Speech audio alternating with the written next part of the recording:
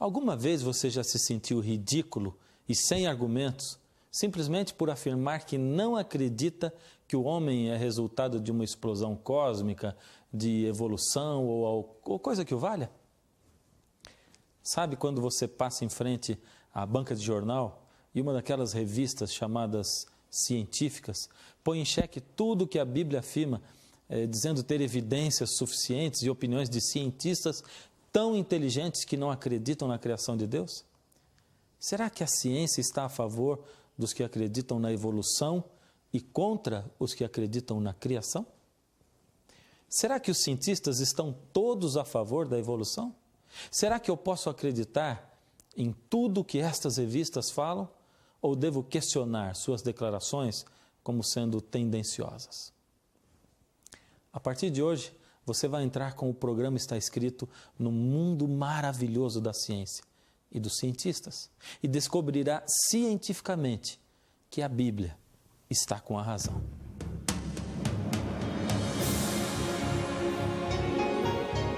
Ele permaneceu através dos tempos. O livro de Deus, a Bíblia. Indispensável em nosso mundo complexo. Está escrito. Transmitindo esperança ao redor do mundo. Apresentado por Fernando Iglesias. Hoje, histórias de pescador. A Bíblia diz em Isaías, no capítulo 40, o verso 28, será que vocês não sabem? Será que nunca ouviram falar disso? O Senhor é o Deus eterno. Ele criou o mundo inteiro. Ele não se cansa, não fica fatigado. Ninguém pode medir a sua sabedoria. Paleontologia é o nome da ciência que estuda os fósseis. Bem, e o que são fósseis? Fósseis são o que sobrou de alguns seres vivos que viveram no passado. São esqueletos de seres que morreram e cujos corpos foram rapidamente soterrados. Por ter sido um soterramento assim tão rápido, o esqueleto pode permanecer intacto até hoje. Mais ou menos assim. Vamos supor que há uns 5.000 anos atrás, um lagarto estava andando e de repente foi soterrado em uma grande enchente. Ele foi tão rapidamente soterrado que por condições de temperatura, etc., acabou sendo petrificado, ou seja, toda a sua carne e músculos foi consumida, porém os seus ossos permaneceram intactos e se transformaram em pedra. Então nossos cientistas hoje descobrem o lagarto, o estudam e esse esqueleto nos dará informações muito valiosas a respeito da história da vida na Terra. É por isso que os registros fósseis são tão importantes para responder à questão da origem dos seres vivos. A primeira grande declaração de hoje é: embora existam muitos paleontólogos evolucionistas, nunca foi encontrado em nenhum lugar do mundo um fóssil sequer que apoiasse a evolução de maneira substancial. Criacionismo versus evolucionismo. Quem tem razão? Antes de mais nada, o que dizem as duas teorias? Primeiro, o modelo criacionista, ou criacionismo como é chamado. O criacionismo afirma que Deus criou o mundo e cada ser segundo as suas espécies. O Senhor Deus criou tudo através do poder da sua palavra. Criou também os seres humanos e criou cada coisa no universo com uma finalidade específica. O relato é geral, mas traz alguns detalhes muito interessantes que nos servem também de motivo de pesquisa e de evidências de que, embora o Gênesis tenha começado a ser escrito há mais de 4.000 anos atrás, quem inspirou todo o relato conhecia muito de ciência. No relato bíblico, Deus oferece ao ser humano liberdade de escolha e o ser humano escolhe afastar-se da fonte de vida eterna, que é Deus. A partir daí, instala-se então na terra o caos. Segundo o criacionismo, a partir daí, a lei de entropia começa a vigorar e as coisas no mundo começam a piorar cada vez mais. Não existe uma evolução onde tudo vai melhorando com o passar do tempo, onde seres se tornam melhores física e intelectualmente.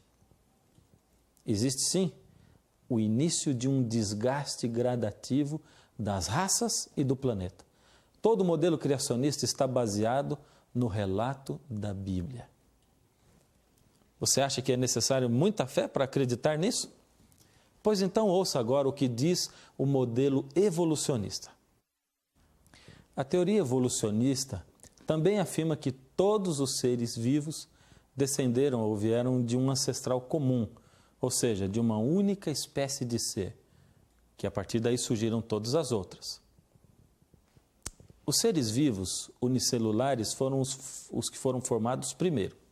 Depois, esses seres unicelulares, segundo o evolucionismo, se transformaram em invertebrados marinhos. Então, os invertebrados marinhos se transformaram em peixes. Esses peixes, mais tarde, supostamente vieram para a terra seca e, ao invés de morrerem asfixiados, como todo peixe, se tornaram répteis. Então, alguns répteis subiram em árvores e, ao invés de caírem, aprenderam a voar, transformando-se em pássaros. Logicamente que outros répteis, segundo os evolucionistas, deixaram de pôr ovos, desenvolveram seu sistema lactante e assim transformaram-se em mamíferos. Então, o que você diz? Você não acha que é preciso muita fé para acreditar nisso? Algo que ajudaria muito a provar essa teoria seria se encontrássemos fósseis de espécies intermediárias, unindo uma espécie a outra. Por exemplo, se os pássaros realmente evoluíram a partir de répteis, então nós encontraríamos muitos fósseis de espécies que fossem metade pássaros, metade répteis. Pois isso demonstraria que viveram num certo período. E esses animais intermediários deveriam ter órgãos incompletos também, parcialmente desenvolvidos. O grande problema para o evolucionismo, é claro, é que estes fósseis não existem, nunca foram encontrados. Darwin chamou estas tais espécies hipotéticas, intermediárias, de formas transitórias. Darwin sabia que para comprovar a sua teoria era preciso encontrar no registro fóssil remanescentes de tais formas de transição. No seu livro A Origem das Espécies, Darwin escreveu: se a minha teoria estiver certa, uma enorme quantidade de variedades intermediárias deve ter existido, unindo praticamente todas as espécies do mesmo grupo. Consequentemente, evidências de sua existência só podem ser achadas nos registros fósseis. Darwin sabia que o registro fóssil não continha nenhuma destas formas intermediárias. Por isso, num capítulo do seu livro, ele lançou algumas perguntas perturbadoras. Se espécies descenderam de outras espécies por meio de pequenas gradações, por que não vemos em toda parte inumeráveis formas de transição? Se por esta teoria inumeráveis formas de transição devem ter existido, por que não as encontramos em grande número na crosta terrestre? Darwin pensou que estas formas de transição seriam encontradas quando o registro fóssil fosse investigado mais profundamente. Evolucionistas que seguiram Darwin examinaram camadas geológicas por todo o mundo, por cerca de 140 anos, procurando por estes tais fósseis que estavam faltando. Todo este esforço terminou em grande desapontamento. As formas de transição imaginadas por Darwin permaneceram apenas como fruto da imaginação dele. Embora seja um evolucionista, o paleontologista inglês Derek Ager admite este fato. Olha o que ele diz: ao examinarmos o registro fóssil detalhadamente, seja no nível biológico das ordens ou das espécies, não encontramos evolução gradual, mas o súbito surgimento de um grupo em detrimento de outro. A mais antiga camada da Terra, na qual fósseis de seres vivos foram encontrados, é a camada cambriana, que recebe da geologia convencional uma idade estimada de 530 milhões de anos. Em estratos mais antigos do que a camada cambriana, não foi encontrado nenhum tipo de fóssil, somente umas poucas espécies unicelulares. No período cambriano, porém, diferentes animais aparecem de repente. Mais de 30 espécies invertebradas, tais como águas-vivas, estrelas do mar, trilobitas, caracóis, aparecem de repente. Ou seja, não existe nenhum outro ser intermediário entre seres unicelulares de uma célula só e um trilobita. E o mais interessante é que estes seres vivos têm sistemas corporais muito complexos, como por exemplo, sistema circulatório, órgãos muito complexos. Por exemplo, o olho de um trilobita é formado por centenas de células hexagonais, cada uma delas tendo um sistema duplo de lentes, um projeto maravilhoso. Se este é, segundo os evolucionistas, o olho mais antigo que apareceu na Terra, como então ele aparece assim, tão completo, do nada, de repente?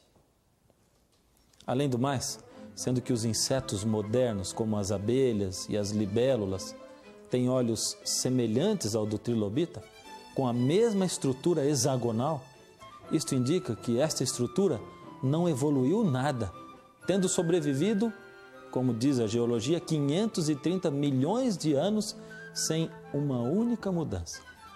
Onde se aplicaria, então, a evolução nesses casos?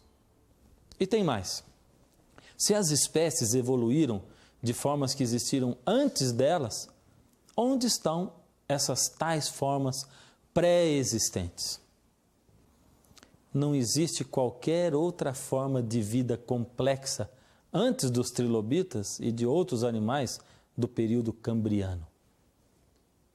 As espécies cambrianas passaram a existir repentinamente, sem ancestrais. Em todas as camadas fósseis, depois do cambriano, as espécies sempre aparecem completamente formadas. Os principais grupos, como peixes, anfíbios, répteis, pássaros e mamíferos, e centenas de milhares de diferentes espécies dentro desses grupos, todas aparecem de repente nas respectivas camadas. Não existe uma só forma de transição entre qualquer grupo, como imaginam os evolucionistas. Esse fato é evidência de que todos os tipos básicos de animais foram criados separadamente pelo Criador. Todos eles completos, sem precisar de nenhuma evolução. Afinal, quem é capaz de criar algo tão complexo como um trilobita é capaz de criar todas as outras espécies também. O assunto é tão complicado para os evolucionistas que até o paleontologista evolucionista Mark Charneck confessa o seguinte: um dos maiores problemas tem sido o registro fóssil.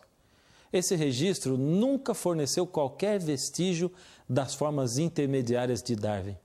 Pelo contrário, as espécies aparecem e desaparecem repentinamente, e esta anomalia tem fortalecido o argumento criacionista de que cada espécie foi criada por Deus. Outra diferença marcante entre evolucionismo e criacionismo é a idade de tudo, ou o tempo que tudo levou para acontecer. Vou explicar melhor. A Bíblia afirma o seguinte: no princípio criou Deus os céus e a terra era sem forma e vazia, e o Espírito de Deus pairava sobre a face das águas. E disse Deus: haja luz. Isso está em Gênesis, capítulo 1.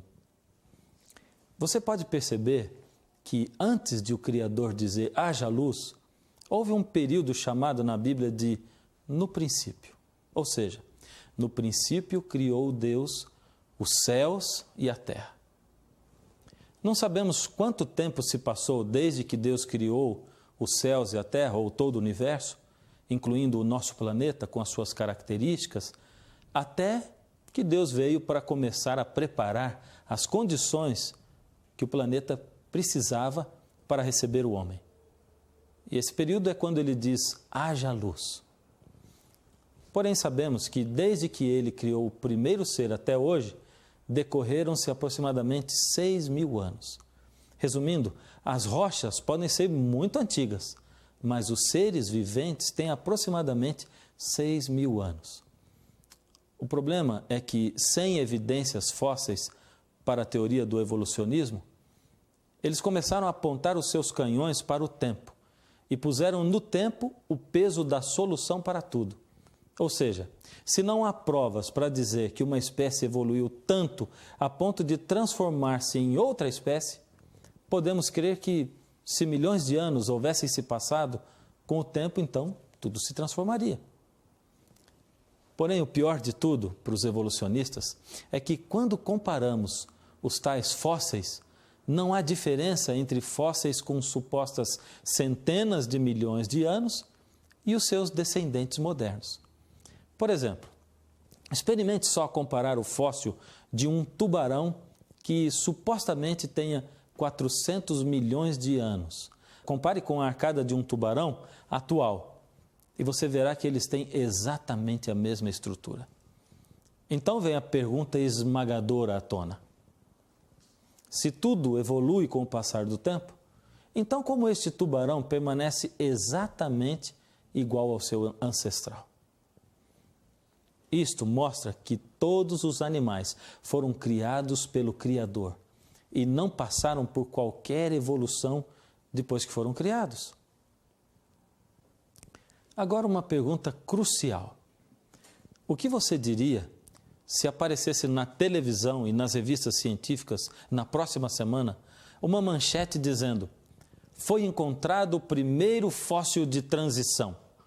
Estes que são meio réptil, meio pássaro, com órgãos internos meio formados. O que você diria? Pois foi exatamente o que aconteceu há 90 anos atrás. Os evolucionistas encontraram o fóssil de um peixe chamado selacanto e comemoraram durante anos dizendo que esta espécie era conhecida somente no registro fóssil e que tinha características muito parecidas com animais terrestres. Como os fósseis apresentam somente o esqueleto do animal, eles tomaram a liberdade de dizer que este animal tinha tido pulmões primitivos, diferentes dos peixes de hoje. Todas essas afirmações evolucionistas sobre o selacanto foram apresentadas como fatos científicos. O fóssil ficou 30 anos exposto num museu. Foram feitos até desenhos imaginários do animal rastejando para a terra, exatamente como esses desenhos e filmes que você vê de dinossauros hoje. E esses desenhos começaram a aparecer até em livros didáticos. E agora, como criacionistas poderiam se opor a uma evidência que parecia tão real? Parecia que todos podiam rir dos criacionistas e dizerem: estão vendo? Não existe mesmo um Deus criador. Demorou, mas nós finalmente conseguimos encontrar o fóssil do elo perdido. Encontramos o animal meio peixe, meio réptil. Só que, de repente, uma bomba caiu sobre essas teorias evolucionistas. Cientistas estavam mergulhando em águas profundas no Oceano Índico, quando encontraram um peixe de espécie diferente. Capturaram alguns espécimes vivos e, ao estudá-los, descobriram que o peixe que pescaram era, na verdade, um exemplar do selacanto, vivinho e nadando muito bem. E isto aconteceu em 1938. O fóssil era exatamente igual aos peixes selacanto que vivem e nadam hoje no Oceano Índico.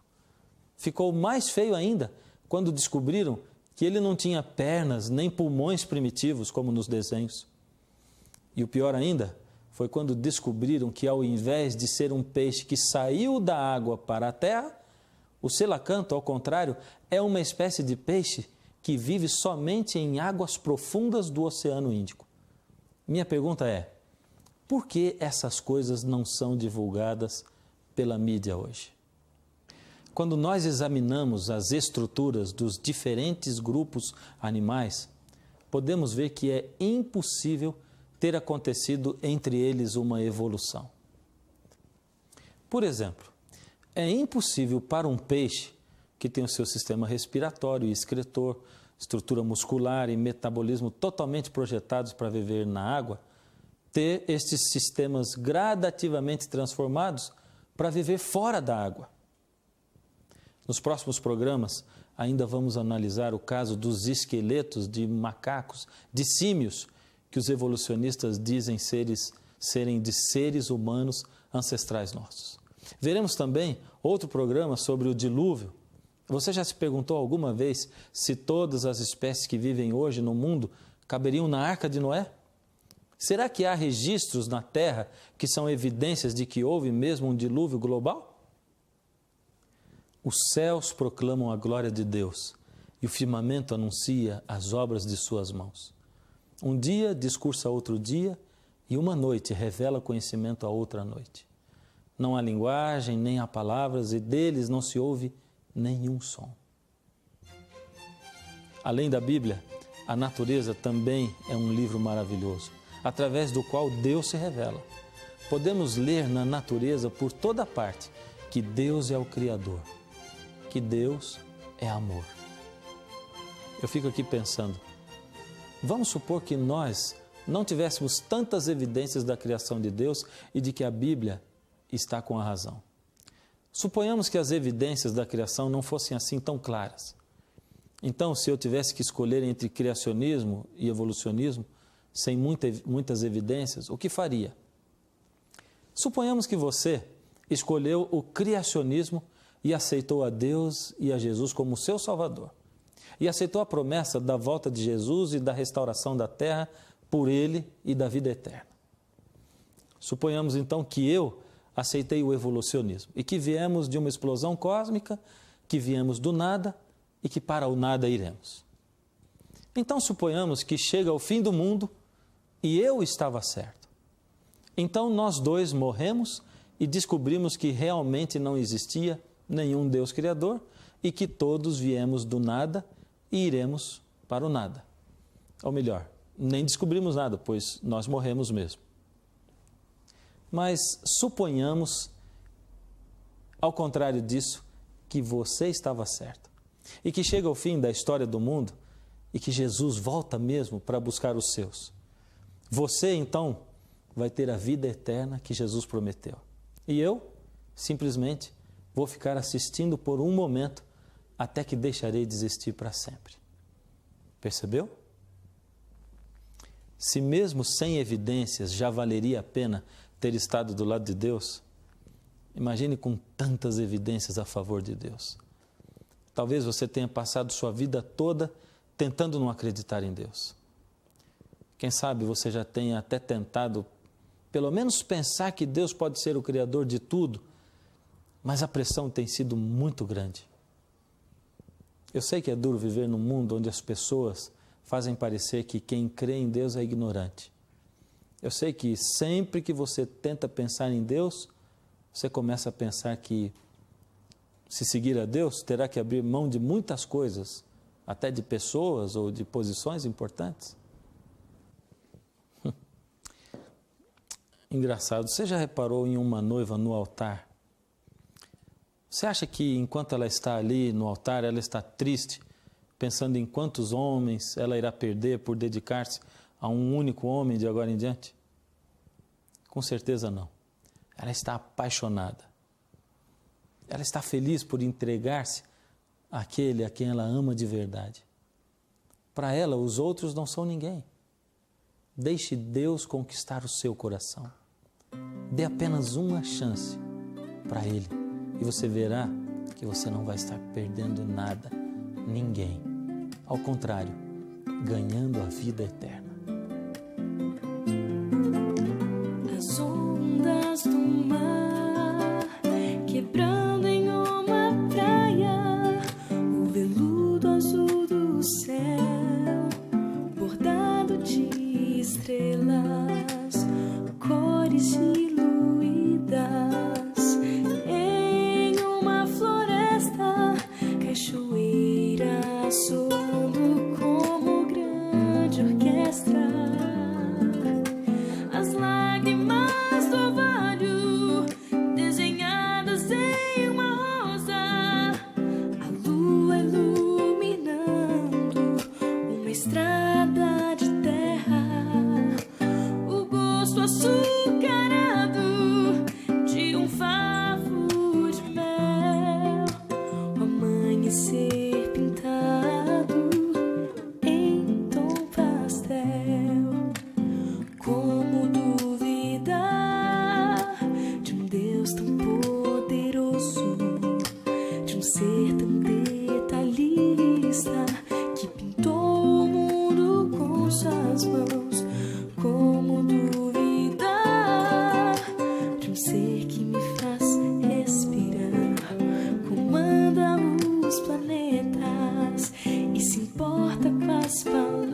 palavras que eu falar, como duvidar?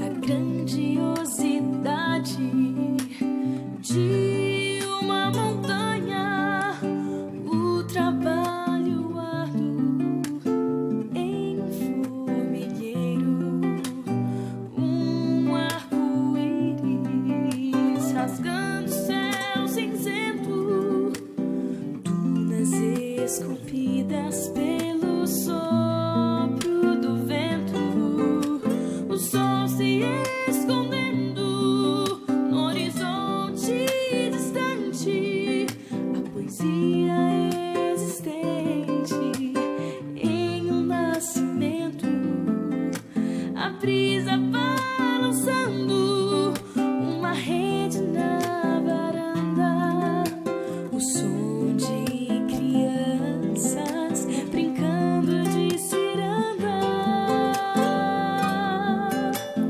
Como duvidar de um Deus tão poderoso, de um ser tão detalhista, que pintou o mundo com suas mãos?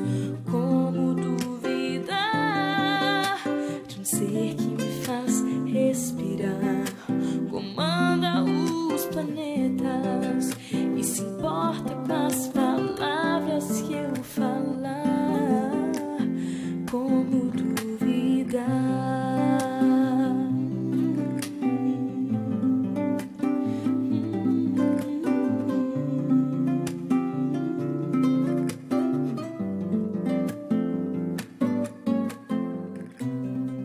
Nesse momento especial, eu gostaria de convidar você para nós orarmos juntos.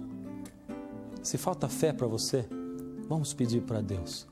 Abaixe sua cabeça. Senhor Deus, muito obrigado, Senhor, porque o Senhor deixa registrado na natureza o poder da sua criação. Agora, Senhor, nesse momento, quero pedir ao Senhor por todas as pessoas que assistem esse programa, que o seu Espírito possa falar com cada uma delas.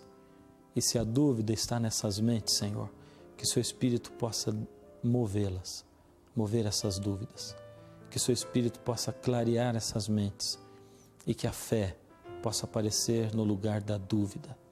Em nome de Jesus, amém. Infelizmente, chegamos ao fim desse primeiro programa Está Escrito, série criacionista. Mas nós estaremos aqui no próximo Está Escrito, esperando por você. E não se esqueça, nem só de pão viverá o homem, mas de toda palavra que sai da boca de Deus. Como duvidar de um Deus tão poderoso, de um ser tão detalhista, que pintou o mundo com suas mãos? Como duvidar de um ser que me faz respirar, comanda os planetas e se importa com as palavras que eu falar? Como duvidar?